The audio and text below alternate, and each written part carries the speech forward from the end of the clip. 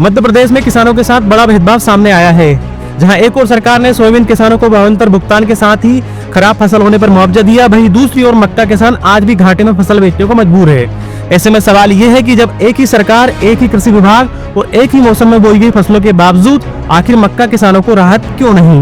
मक्का के लिए पूरी खरीदी करना चाहिए 2,500 रुपए के हिसाब से, लेकिन सरकार जवाब नहीं देना चाहते। इनके मंत्री कहते हैं कि वेट एंड वॉच, किसान को वेट एंड वॉच कराना चाहते हैं। किसानों के साथ सरकार की नीति का दोहरा चेहरा सामने आ गया है।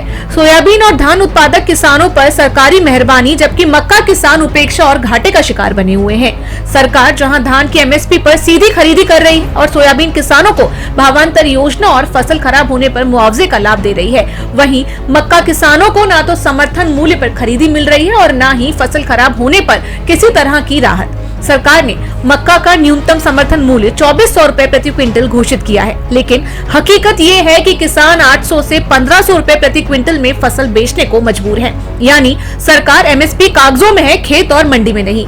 खरीदी न होने से मक्का किसान सीधे व्यापारी और बिचौलियों के रहमो करम पर है। मजबूरी में फसल बेचकर किसान लागत भी नहीं निकाल पा रहा। विपक्ष ने विधानसभा में मक्का खरीदी का मामला जोर शोर से उठाया, लेकिन सरकार ने नीतियों का हवाला देकर अपना पल्ला झाड़ लिया।